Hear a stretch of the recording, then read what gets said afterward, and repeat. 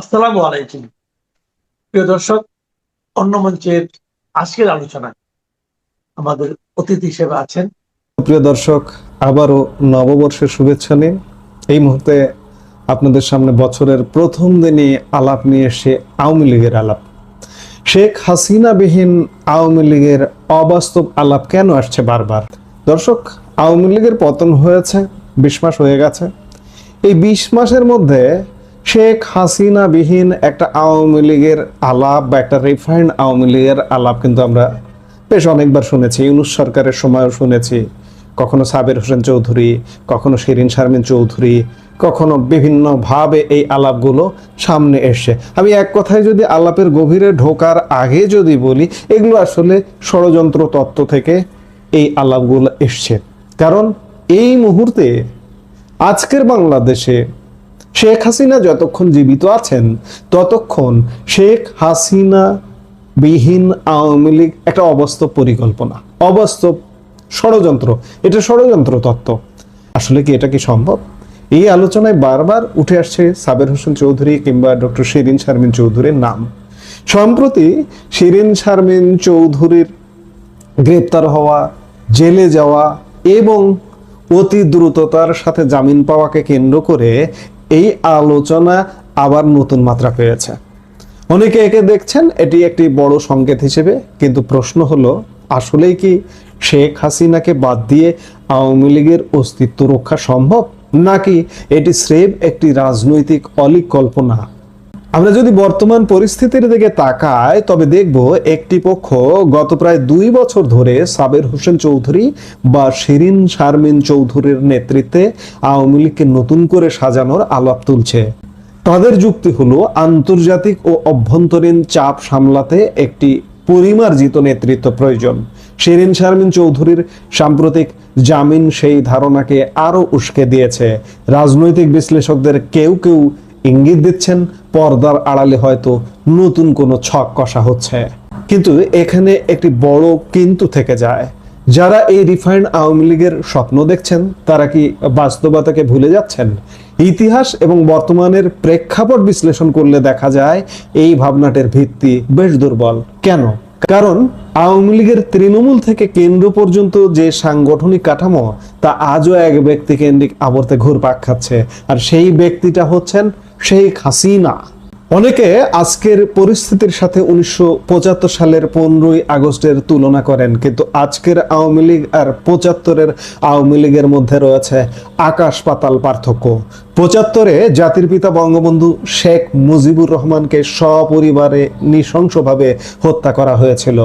সেই ভয়াবহ ট্র্যাজেডির পর নেতৃত্বহীনতায় ভুগে আওয়ামী লীগ কয়েক ভাগে বিভক্ত হয়ে পড়েছিল। মিজানুর রহমান চৌধুরী, মালেক উকিল বা জোহরা তাজউদ্দিনের নেতৃত্বে দল তখন খণ্ড বিখণ্ড হয়েছিল। নেতৃত্বের সেই শূন্যতায় আওয়ামী লীগকে তখন দুর্বল করে দিয়েছিল।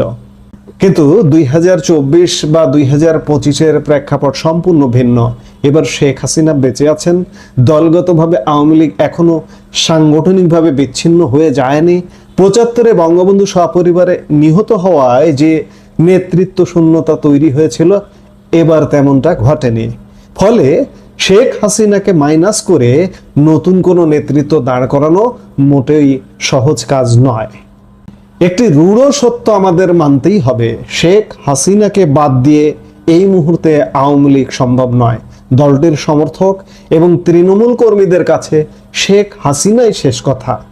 গত 15.5 বছরের শাসন আমলে তিনি দলকে যেভাবে নিয়ন্ত্রণে রেখেছেন, সেখানে অন্য কারো সমান্তরাল নেতৃত্ব গড়ে ওঠার সুযোগই ছিল না। কাজেই আওয়ামী লীগ আগামীতে যে রূপেই আসুক না কেন, কিংবা রাজনীতিতে যেভাবে ঘুরে দাঁড়ানোর চেষ্টা করুক না কেন, তা শেখ হাসিনার অনুমোদন এবং শেখ হাসিনার তত্ত্বাবধানেই হতে হবে। হ্যাঁ, আপাতত যদি কেউ এখানে দায়িত্ব পালন করেন, ধরুন দেশে বিদেশি অতিথিরা আসছেন, আওয়ামী লীগের সাথে বৈঠক করবেন, কাউকে খুঁজে পাচ্ছেন না। হতে পারে সাবের হোসেন চৌধুরী, হতে পারে শিরিন শারমিন চৌধুরীদের সাথে তারা আলাপ করছেন বা দলীয় ন্যূনতম কর্মকাণ্ড চালাচ্ছেন। সাবের হোসেন চৌধুরী দেশে আছেন, শিরিন শারমিন চৌধুরী দেশে আছেন। দুজনই অ্যারেস্ট হয়েছিলেন, অ্যারেস্ট হয়ে স্বল্পতম সময়ে দুজনই জামিন পেয়েছেন।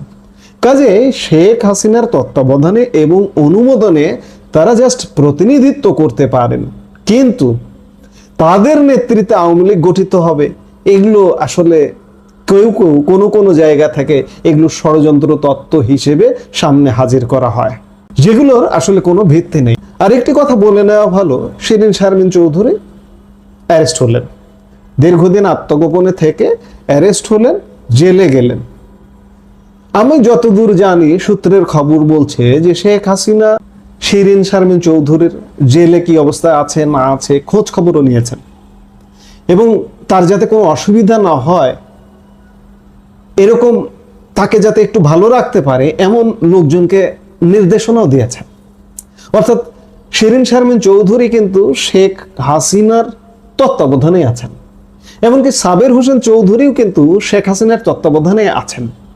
কেউ যদি অলিক স্বপ্ন দেখেন বা স্বপ্ন সামনে আনেন বা স্বপ্ন বোনেন যে তাদের দিয়ে আলাদা আওয়ামী লীগ তৈরি হবে, এটি আসলে সম্পূর্ণ অসম্ভব।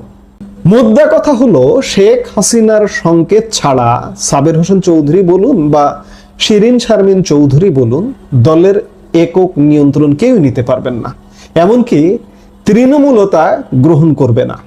এর বাইরে গিয়ে ভিন্ন কিছু ভাবা বা করার চেষ্টা করা রাজনৈতিকভাবে আত্মঘাতী হতে পারে। এটাই বর্তমান বাংলাদেশের অমোঘ রাজনীতির সত্য, এবং আওয়ামী লীগের জন্য এর চেয়ে বড় সত্য আর কিছু নেই। রিফাইন্ড আওয়ামী লীগের থিওরি কাগজে কলমে শুনতে ভালো লাগলেও রাজপথের রাজনীতিতে এর প্রয়োগ অত্যন্ত কঠিন। শিরিন শারমিন চৌধুরীর জামিন বা সাবের হোসেন চৌধুরীর গ্রহণযোগ্যতা হয়তো দলের জন্য কৌশলগত সুবিধা আনতে পারে, কিন্তু তা শেখ হাসিনার বিকল্প হিসেবে নয়, বরং তার নির্দেশনার অংশ হিসেবেই কার্যকর হতে পারে। ৭৫-এর আওয়ামী লীগের মতো এবার দল ভেঙে টুকরো হয়নি, কারণ এর মূল কাণ্ডারি এখনো দৃশ্যপটে আছেন। আপনার কি মনে হয়, শেখ হাসিনাকে ছাড়া কি আসলে আওয়ামী লীগ নতুন করে ঘুরে দাঁড়াতে পারবে, নাকি যে কোনো পরিবর্তন তার হাত ধরেই আসবে? আমাদের কমেন্ট বক্সে আপনার মতামত জানান। এই মুহূর্তের ভিডিও থেকে বিদায় নিতে চাইছি। সবাই ভালো থাকুন, সুস্থ থাকুন, দেখা হবে পরবর্তী ভিডিওতে।